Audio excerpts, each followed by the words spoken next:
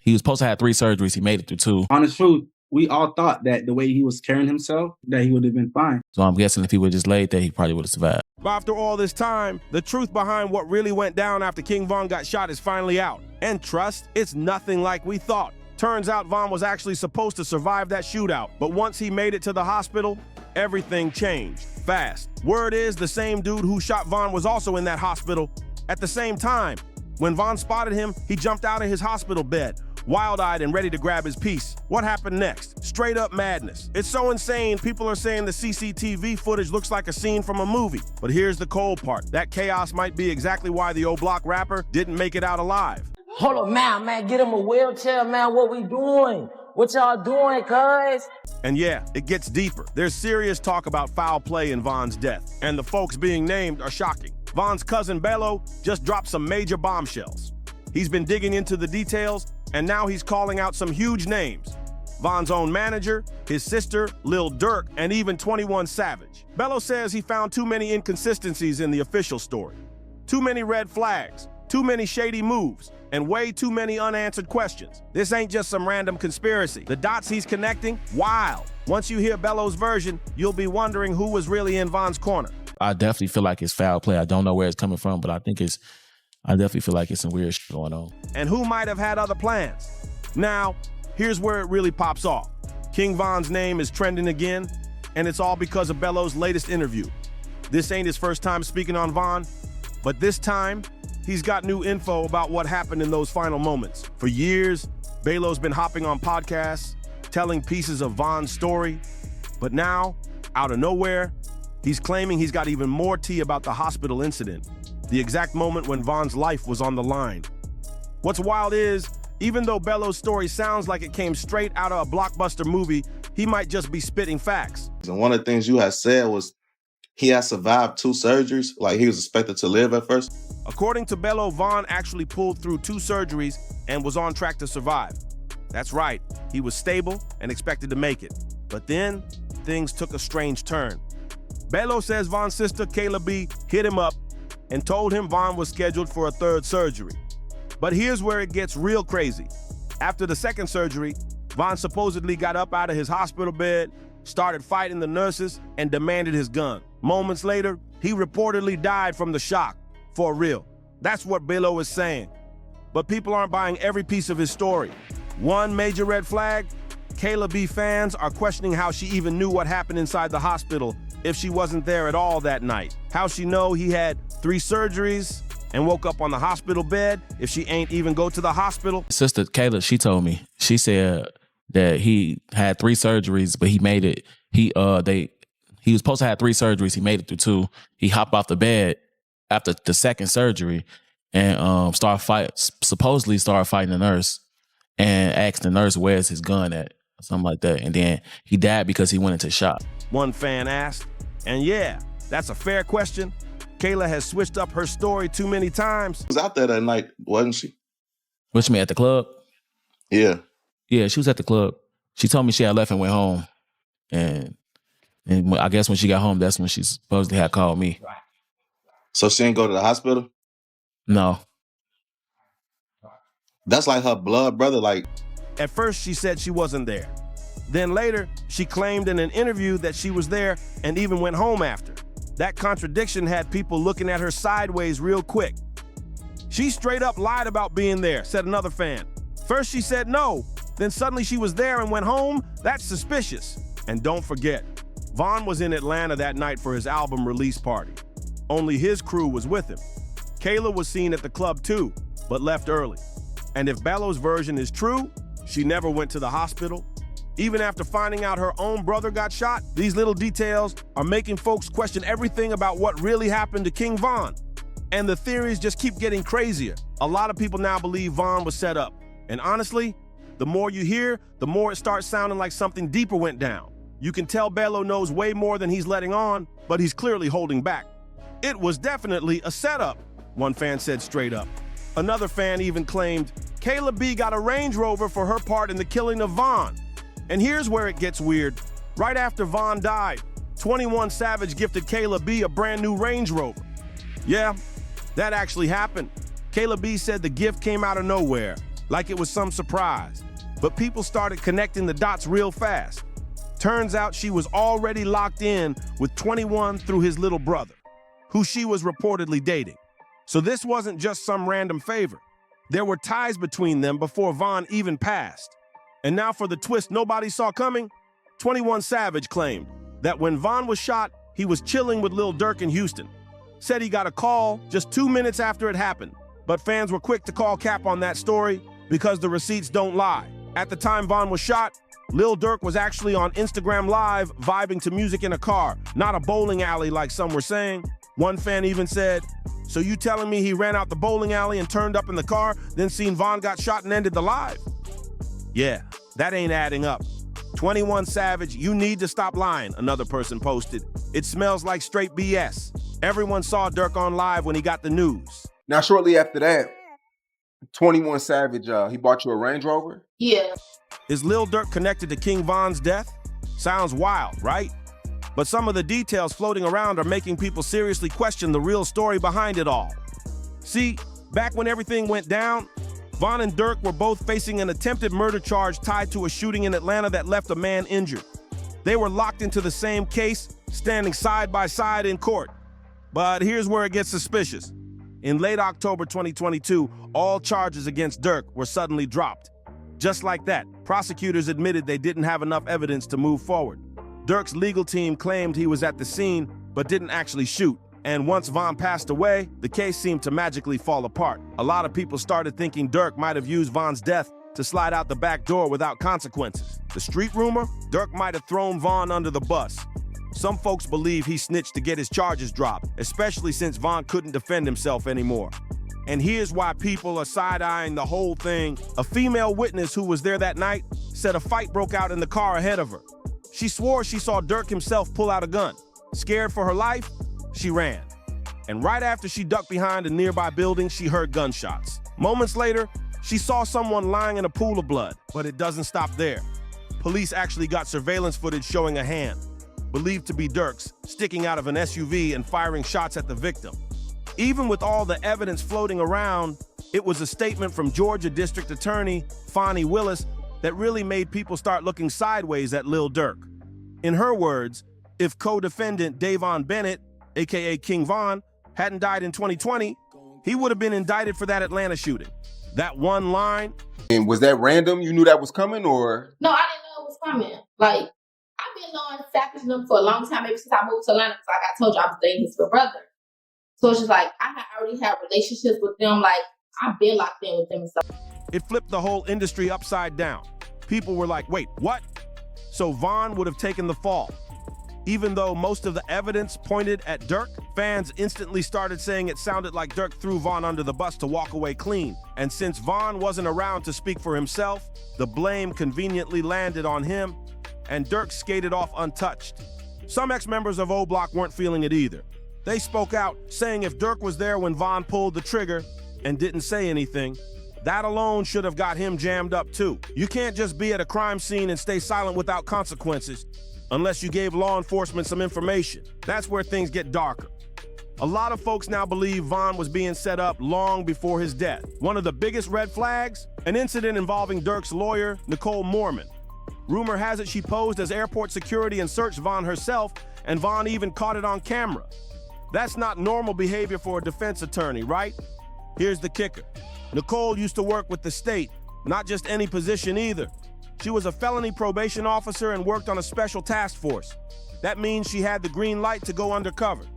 T's starting to look like the whole plan was to drag King Von into deep trouble, paint him as the dangerous one, while Lil Durk came out squeaky clean. The more you look into it, the messier it gets. Even Charleston White, and he hates Durk, said straight up that he believes Durk snitched on Von to beat his murder charge. That's coming from one of his loudest critics. Night happened.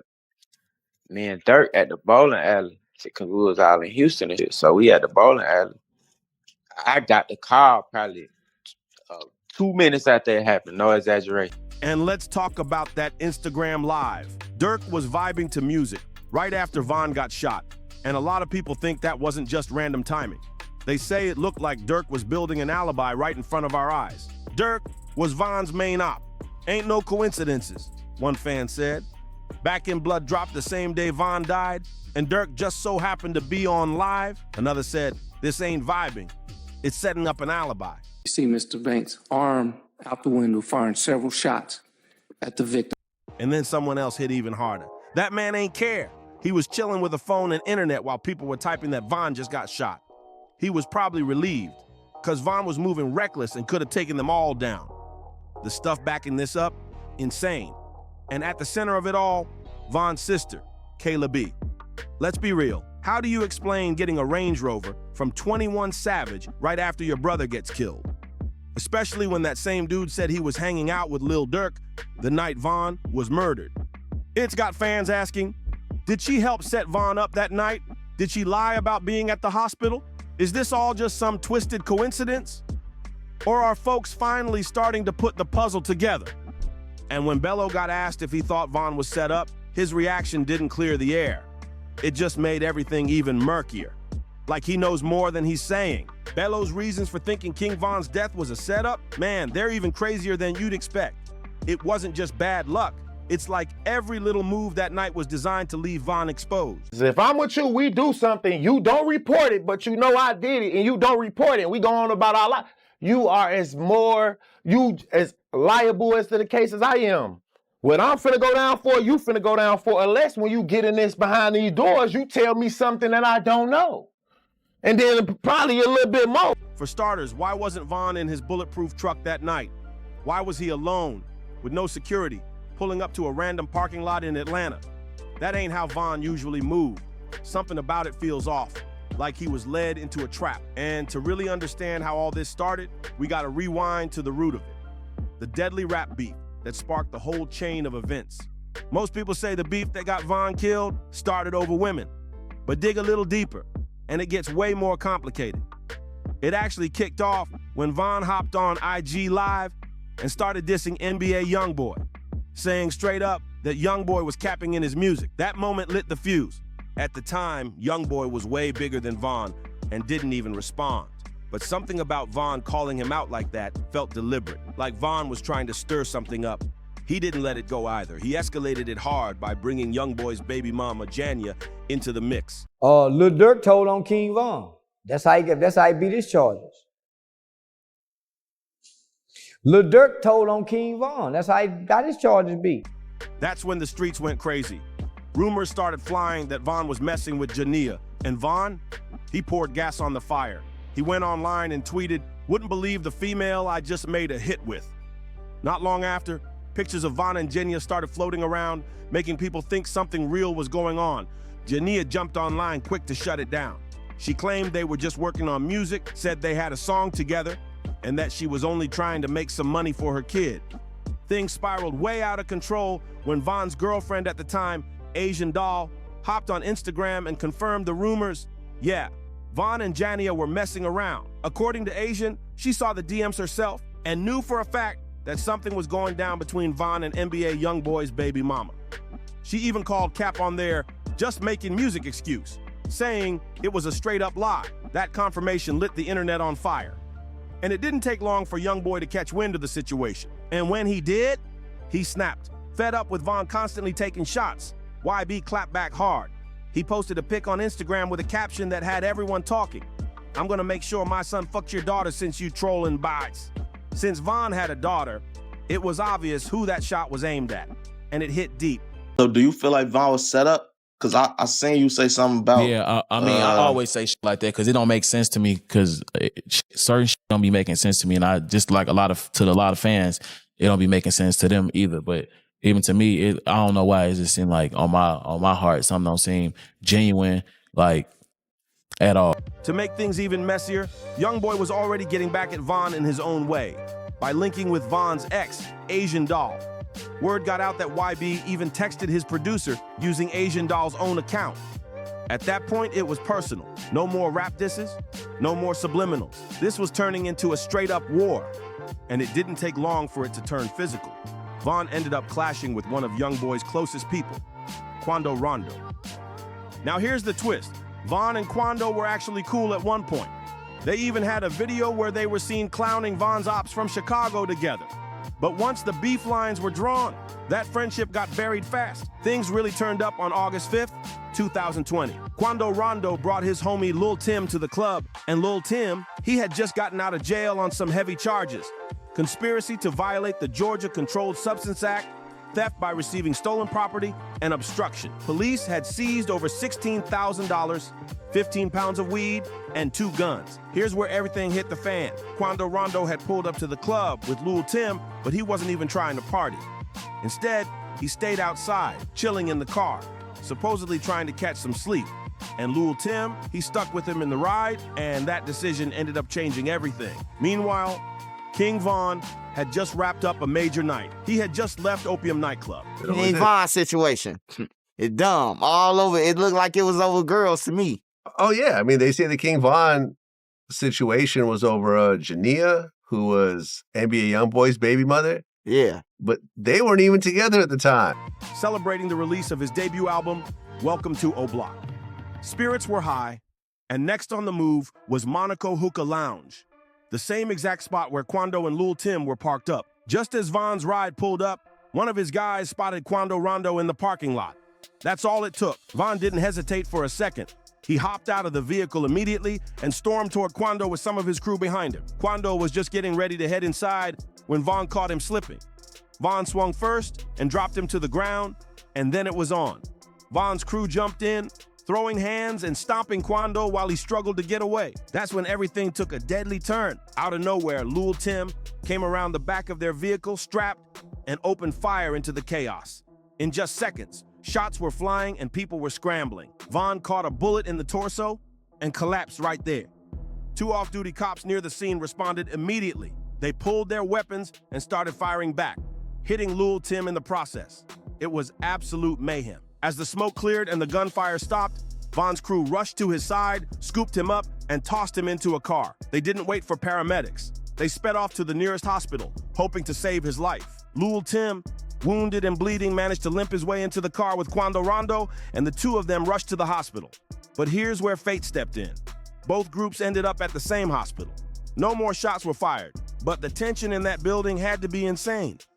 Sadly, Von didn't make it. He passed away during surgery. But just like Von's cousin Bello's been saying, the official story is far from airtight. The deeper you dig, the more it feels like we're missing pieces.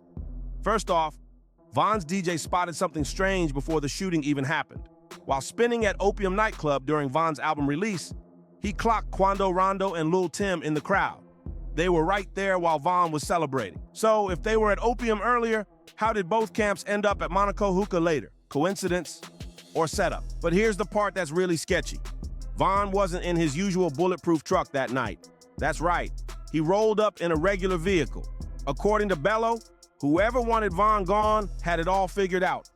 If he didn't get out and fight, they were ready to spray the whole car. Either way, he wasn't supposed to make it. Now here's the twist. Von's manager, Track 100, said back then that Von was in a bulletproof ride, but that doesn't match what others saw. So what's the truth? Was the car swapped last minute? Did someone set him up from inside? Even Track later admitted something felt off about that whole night. He didn't say much, but just enough to leave folks wondering. And here's the final piece that gets overlooked. Von didn't just randomly go to that club or chill in the lot. One of his boys told him Quando was there. That's the only reason he jumped out the car. One fan said it best. Von knew Quando would be there. Somebody told him to pull up, and then his boy confirmed it after checking the scene. Seemingly was like, let me try and get this rap beef thing for clout to supercharge my career. He ended up getting Youngboy's baby mama Jania at some sort of studio session. There was talk that they were going to make a song together. There was rumors that they slept together. And, then Youngboy ends up getting Asian Doll over his house to do a song. There's rumors that they slept together. And it really, it seemed like Von started dragging baby mamas into this and just escalated this thing to a level where it was out of control. That's the part that keeps raising eyebrows.